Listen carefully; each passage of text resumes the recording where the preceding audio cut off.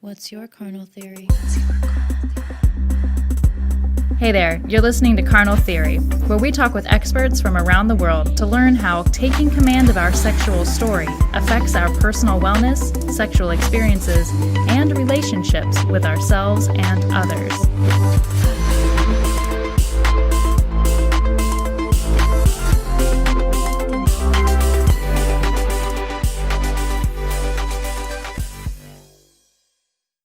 Hi everyone, I'm Abba.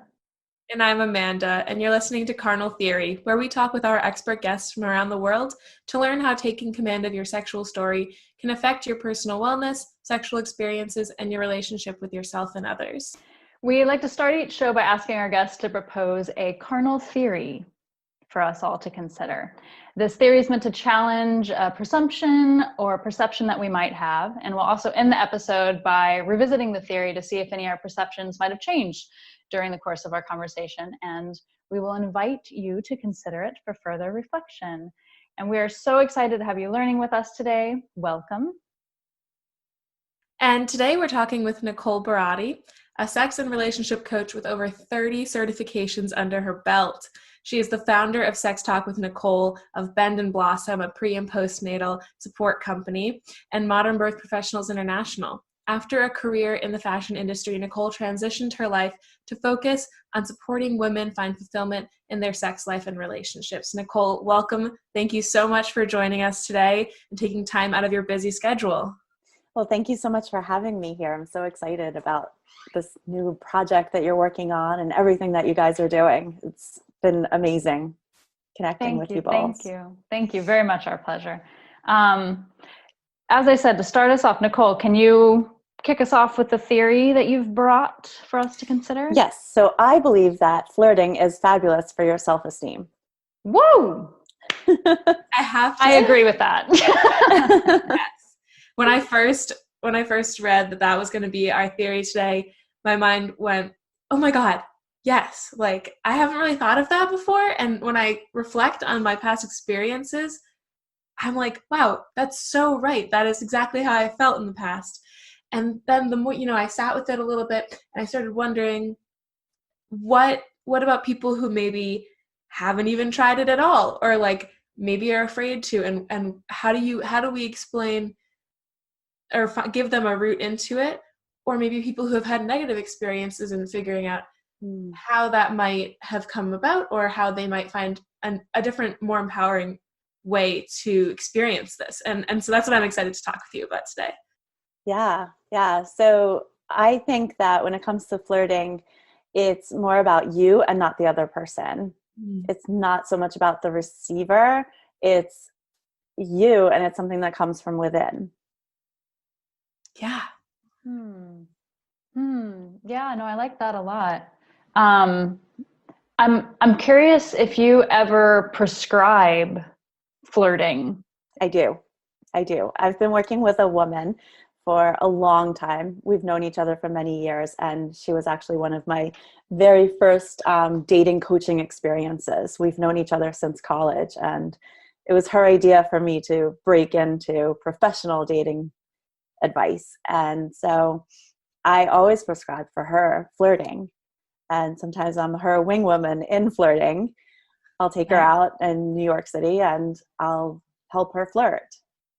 So yeah. Can you give a little more on that? What would you, I don't know, like the team get together beforehand, like, okay, like here's like kind of the play-by-play that we're gonna like go after today. Like here's today's goals and objectives. Like how would you guide someone? What's the prescription other than just go flirt? Kind of like Amanda was saying, different people might have experiences. Right. So I'll say, you see a cute guy or a guy who looks interesting and is looking like he might be open and receptive to your flirting, and just kind of smile at him or say hi. That's all it really takes. It's subtle, not the aggressive like pickup lines or anything like that, but just start with a smile, start with eye contact, and then quickly look away. Coy. Right. Look away and then look again. And that sends the sign, I'm interested. That's opening the door to conversation or to the next step. I'm curious, what would you say to people who, like for me, my experience sometimes, not always, sometimes has been, I feel like I want to flirt and I want to have fun, but I don't want it to go any further. I don't even really want to have a conversation with this person. Like, I just want to like have cool, like eye contact where I feel really powerful. What would you say to people who are afraid of it going to a conversation they don't want to have? I think that's a good question, especially with the Me Too movement. I think that respecting people's boundaries, no matter what gender, is really important.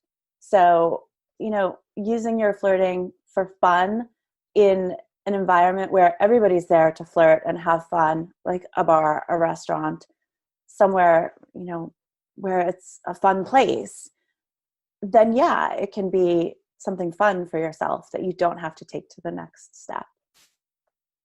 Somewhere where like the environment kind of dictates, like this is what we've signed up for by showing up here. Exactly. And I was reading, you had recently sent out a newsletter that had some mention of flirting, and so I was reading into your guide, like I think it was called your general guide to flirting, and a lot of it was relationship based, like how do you flirt with your partner? And yes. I think that's a really unique take on flirting. Like flirting isn't just something that single people do. It's something that if you're in a relationship, can you speak more to that? I think it's really important to flirt when you're in a relationship, especially a long-term relationship. I feel like it really kind of brings that reconnection back to when you first met and you were just dating and you had that excitement and that thrill of being with the other person, where you've been married for 10 years or you've been dating the same person for 3 years, kind of just get into the same old routine. Mm-hmm. And I think that flirting with your partner, no matter how long you know each other, is an important part of keeping the spark alive. I love that. What would that look like for someone to start incorporating it? Like what are some actual physical practices you might take to incorporate flirting into your relationship? I'm a big fan of sexting. Even if you're sharing an office like we are right now because of COVID-19. Mm-hmm. I think sending a text to the person across the room can be really sexy and flirty and fun. Or, sending messages across the table at dinner, just a certain look of the eye, a flip of your hair. Playing, yeah. Playing, yeah. Flirting and playing. I think also to what Amanda mentioned at the top, I think that some people, I have friends for sure, who have either had bad flirting experiences or maybe associate flirting with bad connotations, especially if you're in a relationship. It can often be seen as like a big no-no, that you're just not supposed to do that. And that's part of why I love what you've mentioned, what you've brought to the table of it builds your self-esteem. Flirting does not explicitly need to mean I'm looking to be in a relationship. Flirting, exactly. Use a different word if flirting is what bothers you. Plenty of people are friendly. Plenty of people are playful and kind and tease and joke. If you're a jokester, or for me, when I'm flirting, for me is usually like witty quibs and like how kind of sarcastic or like putting you off can I be, but like, hey, so I think it doesn't have to be sometimes. Right. It doesn't have to be sexual. Although a lot of people do interpret it as, hey, she wants to fuck me. And It doesn't necessarily have to mean that. Yeah, no, not at all. What would you say to someone who wants a skill or what's like a tool, something in their toolkit to have with them for when someone tries to push it to another level, like if they're single at a bar and they are playfully flirting, but on their end without expectation of it going further. Mm-hmm. What can they do or have in their toolkit so they're not nervous or afraid of this happening to kind of end that? I think practice and be prepared for what you'll say to say, no, that's actually not where I was going with this. I find you attractive. I find you interesting. I enjoy your company, but I'm not looking for a long-term relationship, or I'm not looking to hook up. Yeah. Just be straightforward, just like you are straightforward in your flirting. Yeah. That's often so hard, I think. I know. We have to let go of those negative thoughts, those self-limiting, those self-doubts, those thoughts that we have about ourselves, especially as women. I say, put yourself out there, but be prepared to also protect yourself and to maintain your boundaries. And how? Oh, sorry. Go ahead, Abba. No. I was just gonna say, how do you take that first step? And for me, I think it was practice, or the more I would kind of put myself out there, the easier it got. But that first step is really hard. How do you take that first step? Practice, just like you said. Yeah. Practice on your girlfriends. Practice on your friends that you hang out with. Do it with somebody. Mm-hmm. I always say go out in teams. It's harder when you're by yourself to flirt with somebody across the room. It's easier when you have a wing woman. For sure. And right now it's such an interesting time to be exploring relationships and exploring flirting. It's almost like flirting has had this grand opportunity to kind of take a whole new foreground of importance in our lives with COVID and being locked up and quarantined, sometimes with partners, in which case the advice to stay playful, to stay flirtatious with your partner is like, probably, I don't want to put words in your mouth, but I would think that would be gold for right now. It is gold for right now. Absolutely. I'm getting a lot of questions, especially now in New York and New Jersey. We're in week 5, and a lot of my married couples or couples who are living together are starting to get tired of each other. The novelty of being together 24/7 has worn off. People are like getting more uptight and getting more frustrated with the other people living in their home and being in their home 24/7. I can speak from my own experience today. I'm like, oh my gosh, I'm like done. The kids need to go back to school. You need to go back to work. But keeping that flame alive, we just have to take a few deep breaths and, send love out to those around us. But my single clients are asking, how do I flirt online, without being too aggressive and too like, I just want to sleep with you. I'm saying that the people who are online right now and are flirting with you are really interested in meeting you and being in a relationship. I think there are less people out there just looking to hook up at this point with what's going on in the world.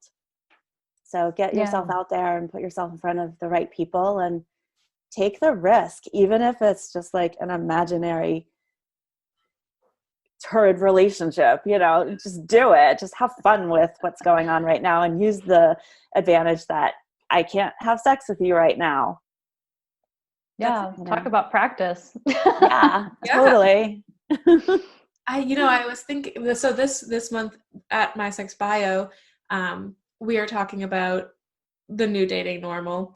And as you were talking, I was thinking, I hadn't really thought about it, but getting online and flirting with people, there's no expectation. We're all stuck inside. It's not like they're going to say, hey, want to meet up later?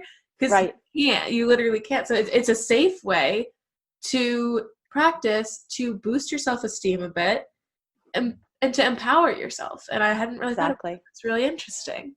Yeah, in a time when we might be feeling a little down. Along those same lines, are there other emotional self-care tips that you're giving people, single and or in relationships during this time? Definitely self-care. I think we all need a lot more self-care right now.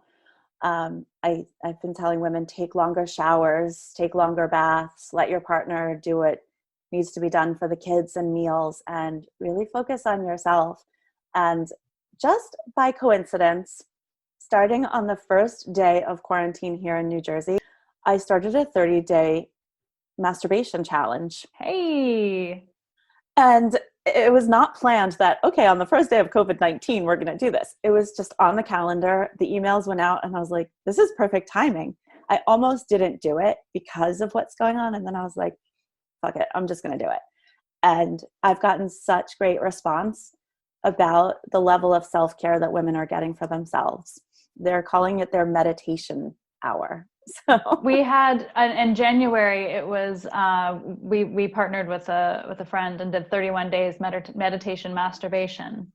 I love it. Yeah, exactly that. And went through talking about, some of the struggles of like, oh God, I've got to masturbate again. But like also, that was her take on it some days, but also just, she ended up getting out of a relationship during that time and was able to use it as this empowerment tool of kind of just getting him out of her, right. which it's cool to watch. It's on the YouTube channel. But it is reconnecting some people. Exactly. And for some people, the people who are like, oh my gosh, I can't believe I'm stuck with this guy who I was like just thinking about divorcing a month ago. And, she's off in the bedroom doing her thing or in the shower doing her thing. And then she's like, he doesn't look so bad after all. That's amazing.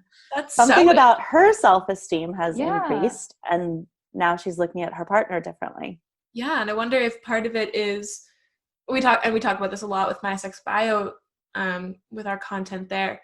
I think a lot of self-esteem comes from being able to connect with your sexual self, yes. being able to know what you want, and challenging yourself while we're staying at home to care for your needs. I think that could be an amazing way to connect to your sexual self, and then therefore your relationships are going to improve. Right. Yeah.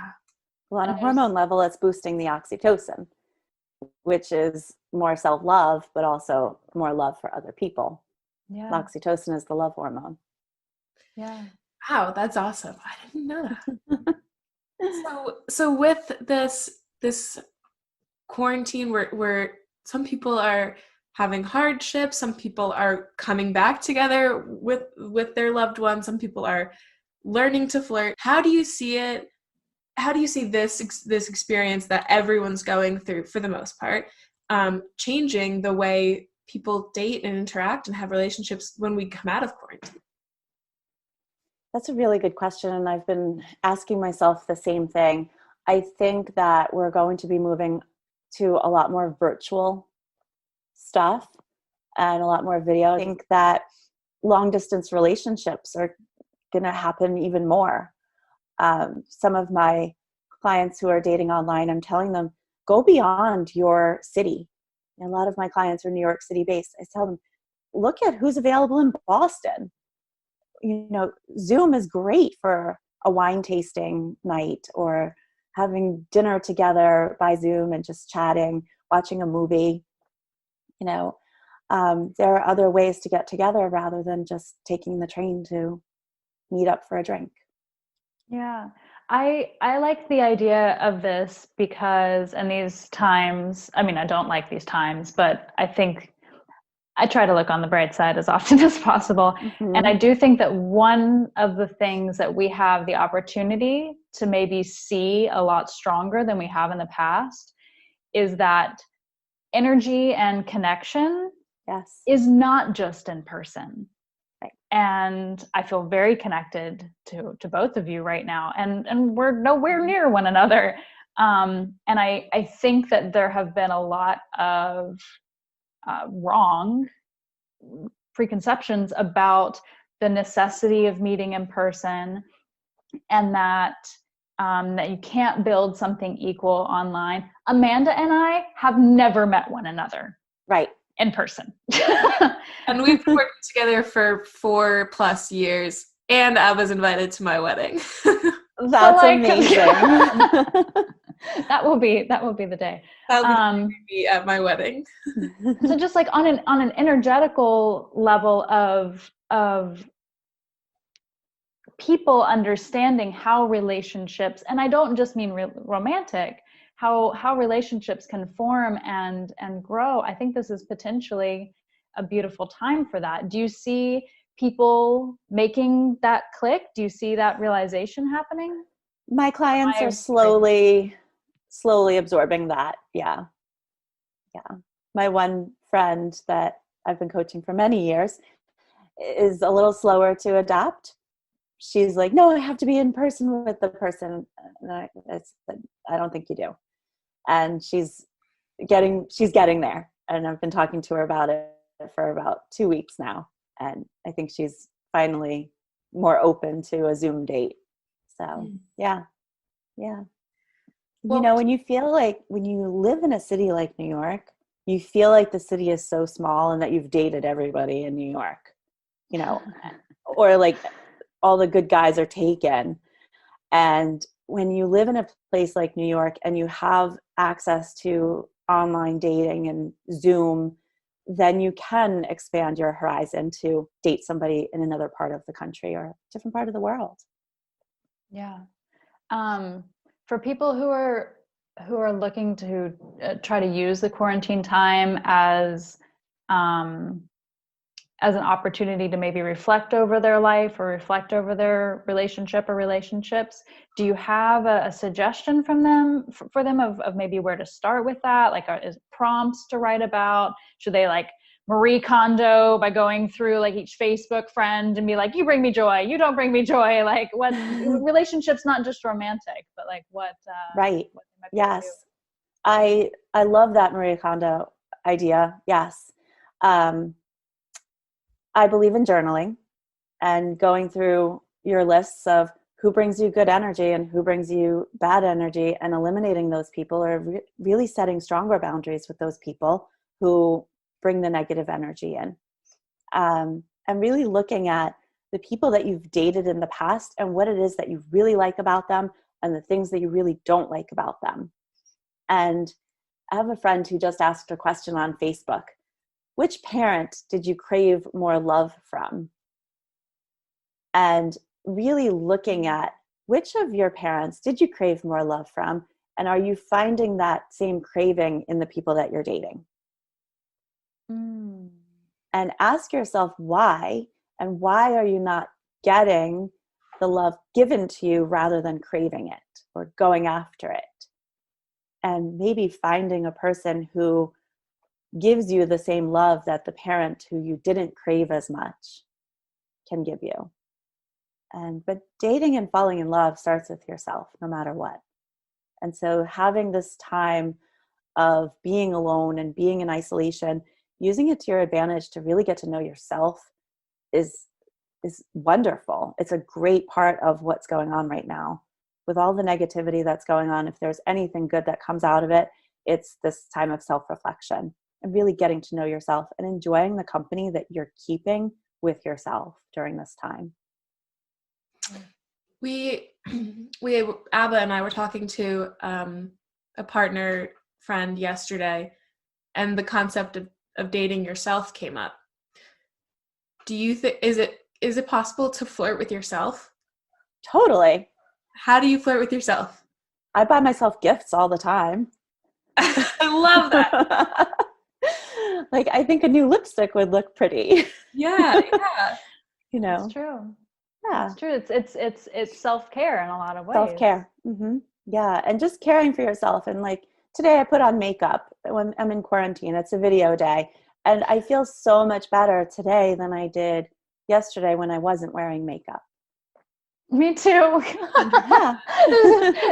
I got on the call earlier with Amanda, and I was like, whoa, okay, hey, what's up? Like, I was on a call earlier this morning.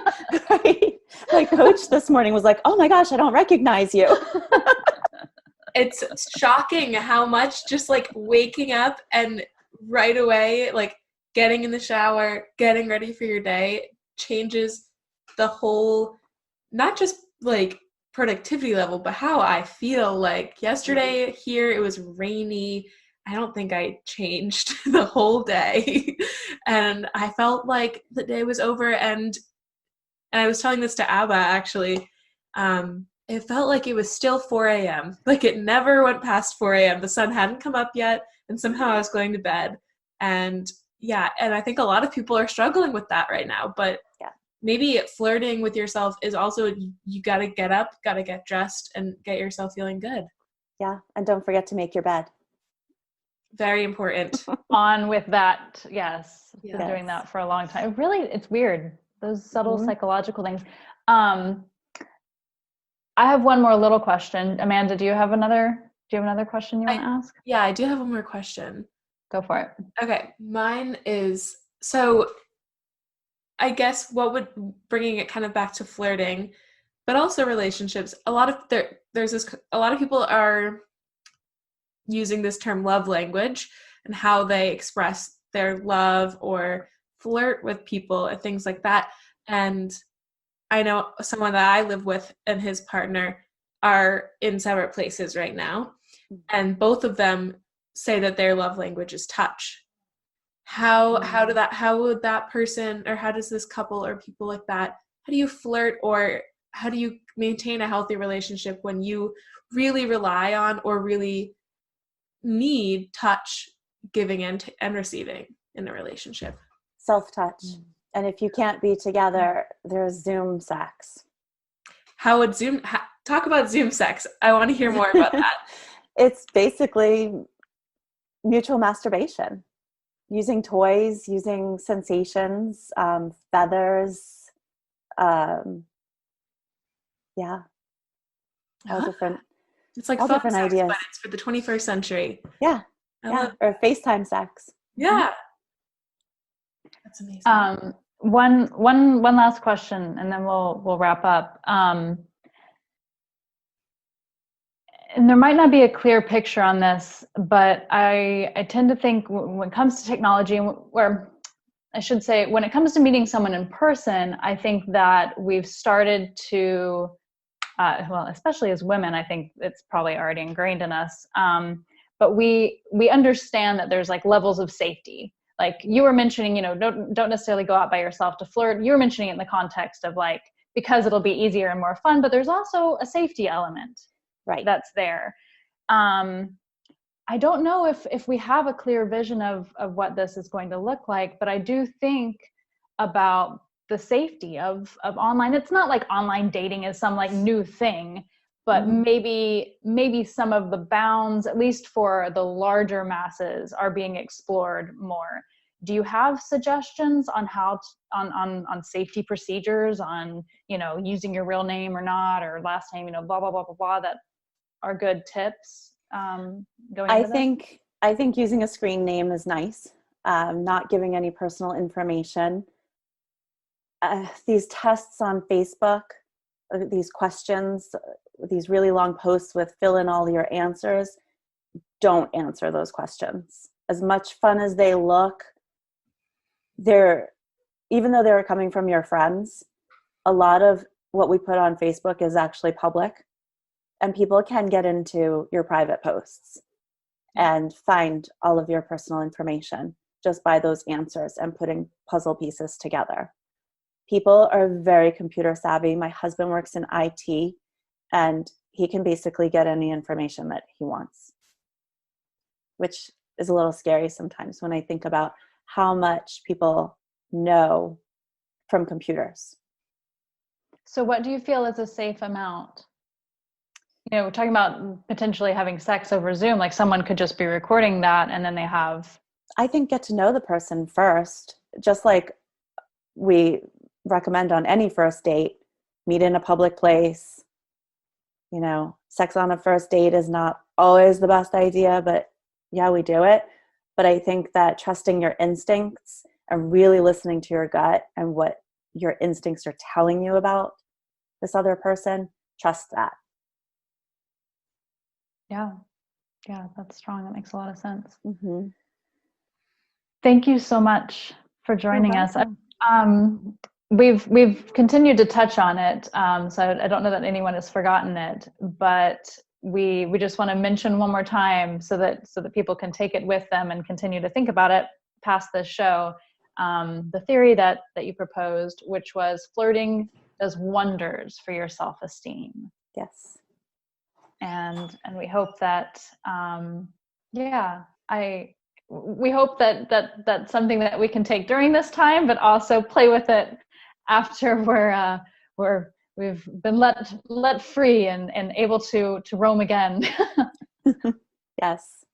So thank you so much for joining us. Really, Nicole. Thank you. Really Thank you for having me. This was awesome. Yeah, thank you for so much for tuning in with us, everyone, and thank you, Nicole, for joining us. And reach out to us if you have any questions or insights on our Instagram page at Carnal Theory. And also definitely check out Nicole's website, sextalkwithnicole.com. She is an amazing resource. She has so much knowledge to share, and we're really lucky that we got to chat with her today. Thank you. Carnal Theory is produced by MySexBio. Our sound design is by Audrey Cohane, and our theme music by Men the Universe. MySexBio is an educational platform built to empower people like you to take command of your sexual biography. Follow us on Instagram, Twitter, Facebook, LinkedIn, TikTok, YouTube, and Spotify at MySexBio. Visit our website and join our e-letter at mysexbio.org and support our work by joining our Patreon. Thank you.